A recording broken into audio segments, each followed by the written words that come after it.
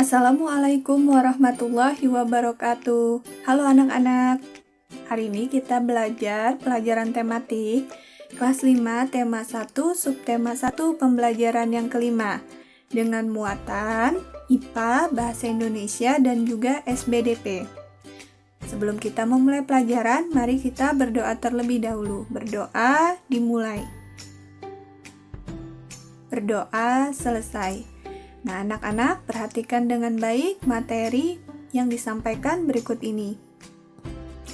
Nah, pada layar itu ada binatang kelinci dan juga siput. Ini kelinci dan ini siput. Nah, masih ingat kalian? Pada pembelajaran 1 kita sudah belajar organ gerak. Jadi organ gerak pada hewan itu ada bermacam-macam. Kalau kelinci ini bergeraknya dengan kaki. Kalau siput ini bergerak dengan otot perut. Nah, apa perbedaan alat gerak kedua hewan di samping? Ya, tadi berbeda. Kalau kelinci dengan kaki, kalau siput dengan otot perutnya. Nah, kelompok hewan. Jadi hewan itu dikelompokkan ke dalam dua macam. Ada namanya vertebrata dan juga invertebrata. Kalau vertebrata itu artinya memiliki tulang belakang di tubuhnya. Jadi vertebrata itu memiliki tulang belakang. Kalau invertebrata itu tidak memiliki tulang belakang. Jadi bedanya vertebrata itu memiliki, kalau invertebrata tidak memiliki tulang belakang. Nah, apa contohnya vertebrata? Contohnya yang ini, kelinci, kucing, burung, ular, ikan, dan juga katak. Kalau contoh invertebrata, itu seperti cacing, kupu-kupu, lebah, siput, dan juga semut. Nah, bisa dipahami ya? Vertebrata itu memiliki tulang belakang, invertebrata tidak memiliki tulang belakang.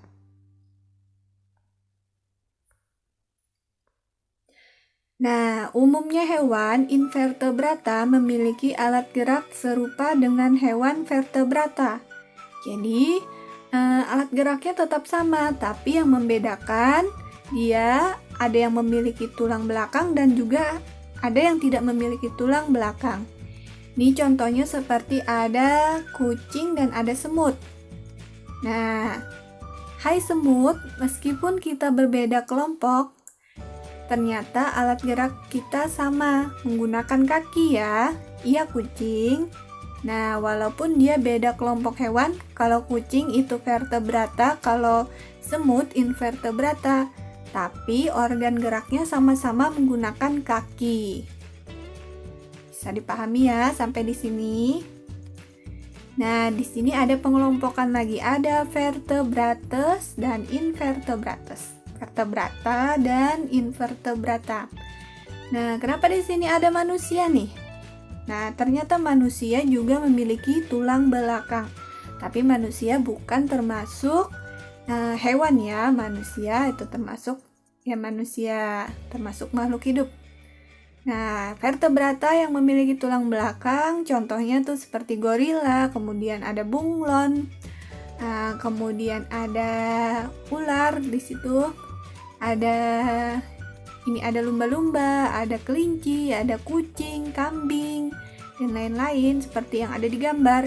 Kemudian invertebrata itu seperti belalang, capung, laba-laba, kupu-kupu, cacing, kemudian siput, dan lain-lain yang ada di gambar nih. Nah, di sini ada siput. Hai, aku siput. Aku bergerak dengan otot perut. Nah, ada ubur-ubur. Kalau aku ubur-ubur, aku bergerak dengan tentakel. Nah, coba perhatikan gambar-gambar berikut nih. Ada 4 gambar, 1, 2, 3, dan juga 4. Nah, coba kalian perhatikan dengan baik gambar-gambar yang ada ini. Nah, gambar di atas adalah contoh-contoh gambar ilustrasi. Jadi, yang ada di layar ini adalah contoh gambar ilustrasi. Nah, gambar ilustrasi sendiri memiliki 4 jenis. Jenis yang pertama itu gambar realis, kemudian gambar karikatur, kemudian gambar kartun, dan gambar dekoratif. Kalau gambar realis itu gambar yang dibuat sesuai kenyataan.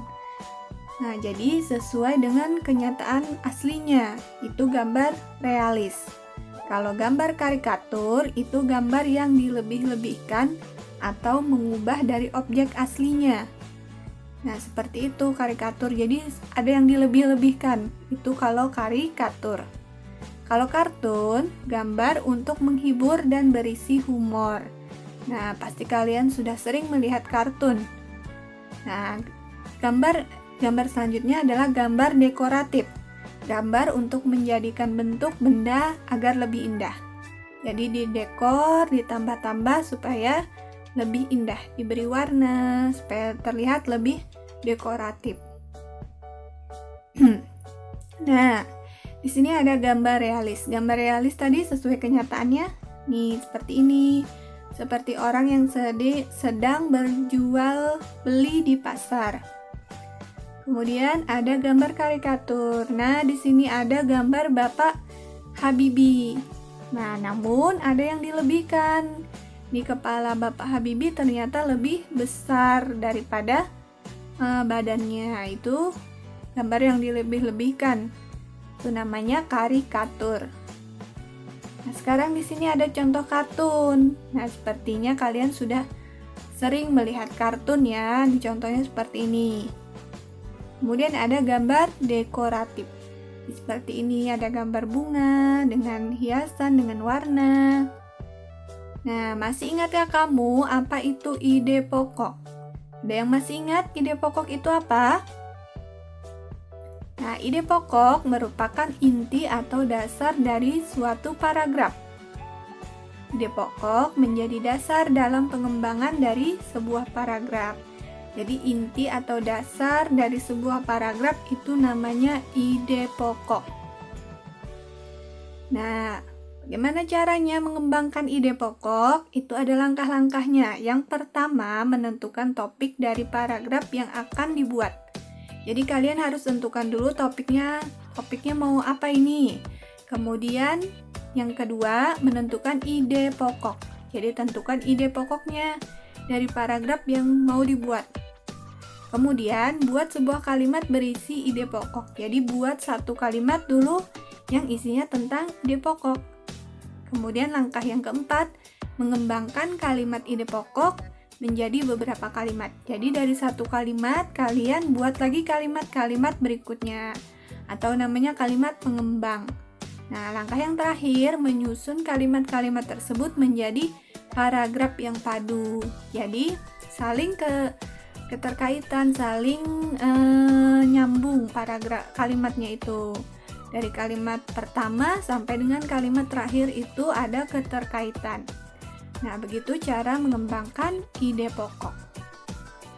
Sampai di sini dulu penjelasan hari ini. Penjelasan materi pembelajaran yang kelima.